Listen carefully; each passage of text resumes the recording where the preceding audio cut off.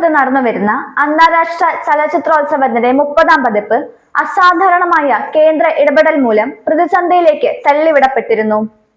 നേരത്തെ തന്നെ പ്രദർശനത്തിനായി തിരഞ്ഞെടുത്തതും അതനുസരിച്ച് സ്ക്രീനിങ്ങിന് തയ്യാറെടുക്കുകയും ചെയ്തിരുന്ന 19 സിനിമകൾക്ക് വാർത്താവിനിമയ പ്രക്ഷേപണ മന്ത്രാലയത്തിന്റെ സെൻസർ ഇളവ് ലഭിക്കാത്തതിനെ തുടർന്നാണ് ഈ പ്രതിസന്ധി ഉടലെടുത്തത്.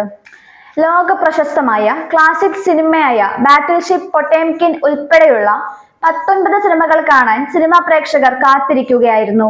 എന്നാൽ ഇടുത്തി പോലെ വന്ന പുതിയ കേന്ദ്ര പ്രഖ്യാപനം ചലച്ചിത്ര മേളയ്ക്ക് തന്നെ അപമാനമുണ്ടാക്കാൻ പോന്നതാണ്.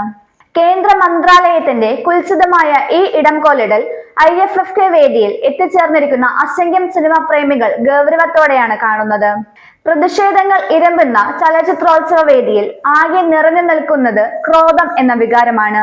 ഏതു സിനിമ കാണണം, ഏതൊക്കെ കാണരുത് എന്ന് ഭരണം കൈയാളുന്നവർ തീരുമാനിക്കുന്ന അവസ്ഥയിലേക്ക് കാര്യങ്ങൾ ചെന്ന് നിൽക്കുമ്പോൾ സ്വാഭാവികമായും ഈ ക്രോധം ന്യായീകരിക്കപ്പെടുന്നുണ്ട്.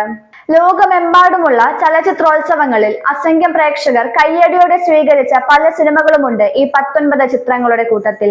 എന്നാൽ ഇപ്പോൾ ആശ്വാസം എന്നോണം സംസ്ഥാന സർക്കാർ ശക്തമായ നിലപാടുമായി മുന്നോട്ട് വന്നിരിക്കുകയാണ്. മുൻ നിശ്ചയിച്ച പ്രകാരം മുഴുവൻ ചിത്രങ്ങളും മുടക്കമില്ലാതെ പ്രദർശിപ്പിക്കണമെന്ന് ആവശ്യപ്പെട്ട് സാംസ്കാരിക വകുപ്പ് മന്ത്രി സജി ചെറിയാൻ സംസ്ഥാന ചലച്ചിത്ര അക്കാദമിക്ക് നിർദ്ദേശം നൽകിയത് പ്രശംസനീയമാണ്. 12,000-ലധികം ഡെലിഗേറ്റുകളും വിദേശത്തു നിന്നടക്കം 200ഓളം ചലച്ചിത്ര പ്രവർത്തകരും പങ്കെടുക്കുന്ന ചലച്ചിത്രമേള വെറും രാഷ്ട്രീയ കളികൾക്കു വേണ്ടി ബലി കൊടുക്കാൻ പറ്റുന്ന ഒന്നല്ല എന്ന് തെളിയിക്കുകയാണ് കേരളം. സംസ്ഥാനത്തിന്റെ പുരോഗമനപരമായ കലാ സാംസ്കാരിക പാരമ്പര്യത്തിന് നേരെയുള്ള ജനാധിപത്യ വിരുദ്ധ സമീപനമാണ് കേന്ദ്ര സർക്കാർ സ്വീകരിച്ചിരിക്കുന്നതെന്നാണ് മന്ത്രി വിമർശിച്ചത്. ഏവരും ആ പ്രസ്താവന കയ്യടികളോടെ അംഗീകരിക്കുമെന്നുറപ്പാണ്. മേളയുടെ പാരമ്പര്യത്തെയും പുരോഗമന സ്വഭാവത്തെയും തകർക്കുന്ന ജനാധിപത്യ വിരുദ്ധ സമീപനത്തെ ആർക്കും അംഗീകരിക്കാൻ കഴിയുന്ന ഒന്നല്ല. കലാവിഷ്കാരങ്ങൾക്ക് നേരെയുള്ള കടന്നാക്രമണങ്ങൾക്കെതിരെയുള്ള നിലപാട് ശക്തമായി തുടരുമെന്നാണ് സംസ്ഥാന സർക്കാരിന്റെ നയം. കേന്ദ്രാനുമതി നിഷേധിച്ച 19 ചിത്രങ്ങളും ലോകമെമ്പാടും അംഗീകരിക്കപ്പെട്ടതും സിനിമാ ആസ്വാദകർ നല്ല രീതിയിൽ സ്വീകരിച്ചതുമാണ്. ഈ സിനിമകൾ കാണാനുള്ള പ്രതിനിധികളുടെ അവകാശത്തെ നിഷേധിക്കാനാവില്ല. ഫെസ്റ്റിവൽ ഷെഡ്യൂളിലും ബുക്കിലും ഇവ പ്രസിദ്ധീകരിക്കുകയും വ്യാപകമായി പ്രചരിപ്പിക്കുകയും ചെയ്തിരുന്നു. മേളയിൽ പങ്കെടുക്കുന്ന പ്രതിനിധികളുടെ അവകാശം നിഷേധിക്കാനാവില്ല എന്നും മന്ത്രി കൂട്ടിച്ചേർത്തു. എന്തായാലും കേന്ദ്ര വാർത്താവിനിമയ മന്ത്രാലയത്തിന്റെ നടപടി 3 പതിറ്റാണ്ടുകൾ പിന്നിടുന്ന ചലച്ചിത്രോത്സവത്തിന് അസാധാരണ പ്രതിസന്ധിയാണ് സൃഷ്ടിച്ചത് എന്ന് വ്യക്തം.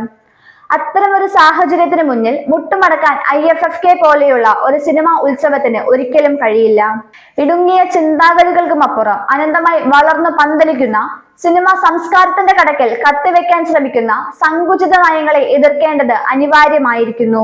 മുൻകൂർ നിശ്ചയിച്ച പ്രകാരം എല്ലാ സിനിമകളും 30ാമത് IFFKയിൽ മുടക്കമില്ലാതെ പ്രദർശിപ്പിക്കുന്നതിന് ആവശ്യമായ സത്വര നടപടികൾ സ്വീകരിക്കാൻ മന്ത്രി ചലച്ചിത്ര അക്കാദമി ചെയർമാൻ റസൂൽ പൂക്കുട്ടിക്കും സെക്രട്ടറിക്കും നിർദ്ദേശം നൽകിയിട്ടുണ്ട്.